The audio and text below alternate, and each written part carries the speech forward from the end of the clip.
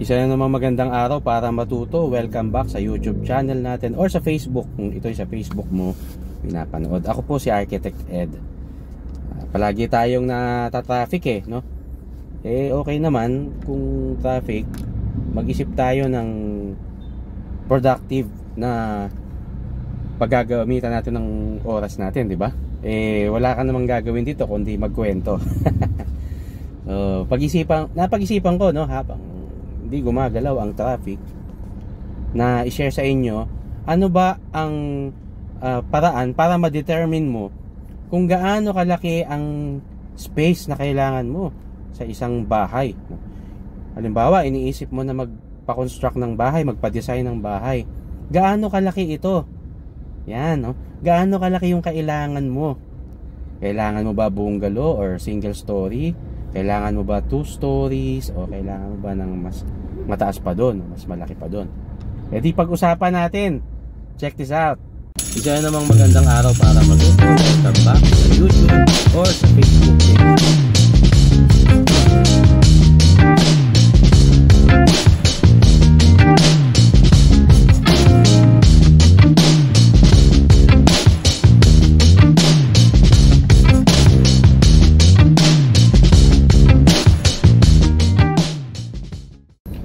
Ang unang-una na dapat mong i-determine ay kung ilan ba kayo. Ilang kayong titira doon sa bahay na yon. Siyempre, no? Yun naman talaga ang pinakauna, no? Kung ilan yung users. Although wala namang paraan para matiyak natin yung eksaktong space na kakailanganin ng isang tao sa isang bahay, pwede tayong mag-set ng general rule, no? Based sa experience, no? Ang isang tao sa isang bahay ay nangangailangan ng at least 15 square meters to 25 square meters para maging komportable siya, no? So it comprises yung spaces na living, yung para siya ay makakain, dining, makapagluto or makaligo, no? So on the average, no, yan ang share ng isang tao sa isang bahay. So that's average, no? Siguro mga 20, no? Kasi 15 to 25. So doon tayo sa 20 square meters. So ilan kayo? Halimbawa, 4 kayo nagagamit ng bahay times 20 square meters. Ibig sabihin, ang kailangan nyo na floor area, no? Ibig sabihin ng floor area, yung bahay lang, no? Yung footprint ng bahay, hindi yung lote, no? So kung 4 kayo, bawat isa ay nangangailangan ng 20 square meters. Ibig sabihin, mga 80 square meters na floor area magiging comfortable na para sa inyo, no? Sa mga pang-araw-araw nyong gamit ng bahay. Syempre, ang pinaka-importanting kasunod niyan yung budget, no? Ang budget na kailangan mo, no? On the average, kung napanood nyo na yung mga video nung nakaraan tungkol sa kung magkano magpatayo ng bahay, actually hindi lang ako, kundi iba pang mga architects na nagva-vlog at mga iba pang mga contractors na may channel, no? Naglalaro ang standard, no? Standard ibig sabihin yung disente na, no? Hindi naman ganun kabongga, hindi ganun kaganda, pero disenteng bahay na natitirhan mo, no? Ay nagko-cost ang isang square meters ng floor area sa average ay mga 30 to 35,000 per square meter, no? Standard yan, no?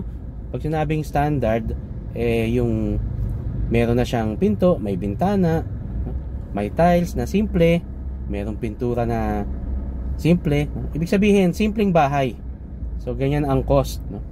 So titignan mo doon sa nakuha mong floor area based doon sa dami ng gagamit, multiply mo doon sa amount na yon, makikita mo kaya mo ba ipatayo yung ganong kalaking bahay.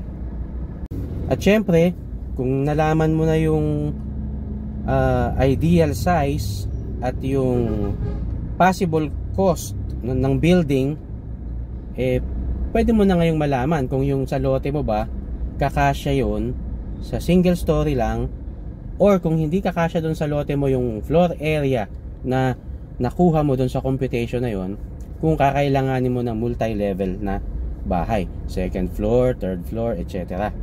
Pero dapat mong tandaan na mas mura kapag ka single story lang, no? Kasi hindi ganun ka-intense yung paglalagay ng mga reinforcement na bakal, yung concreting, hindi ganun kalaki ang volume, at yung consideration sa structure, no? Hindi ganun ka komplikado kapag ka single story or bungalow, no?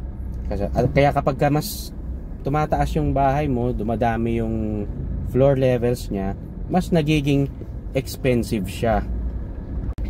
Next, dapat na alam mo rin kung ano yung spaces pa na kailangan mo, no? As additional doon sa mga na determine mo na space doon sa binanggit kong computation kanina.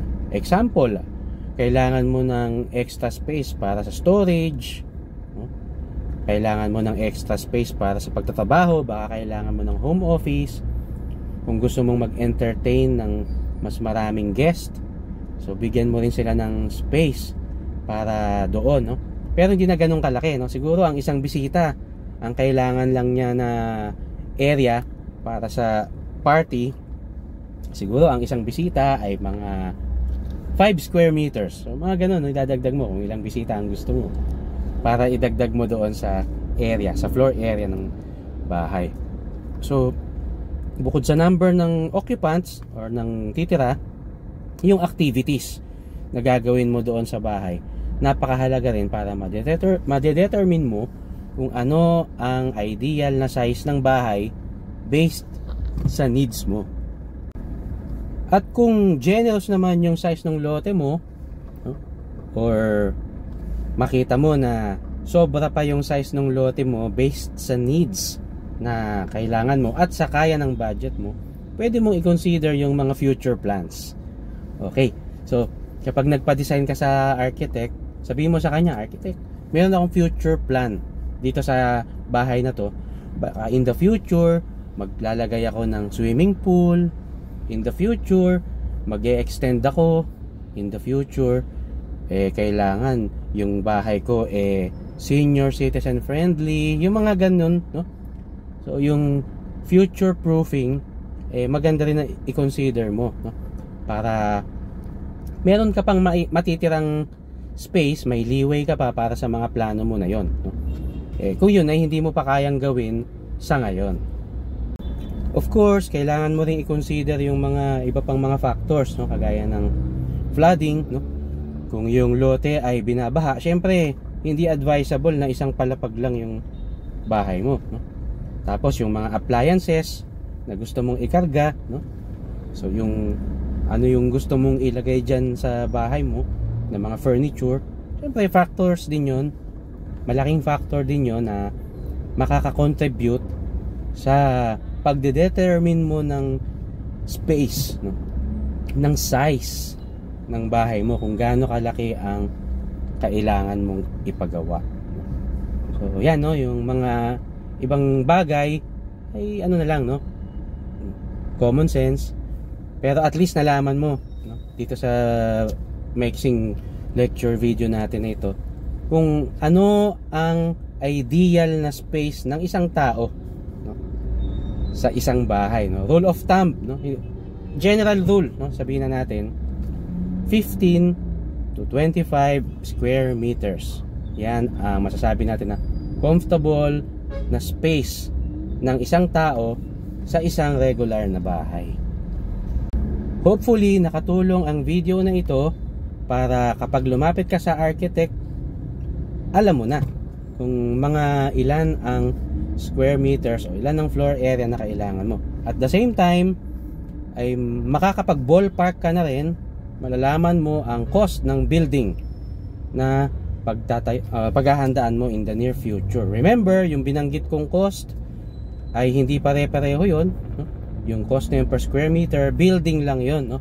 Hindi pa dun kasama yung cost kapag gagamit ka ng mga contractor, no?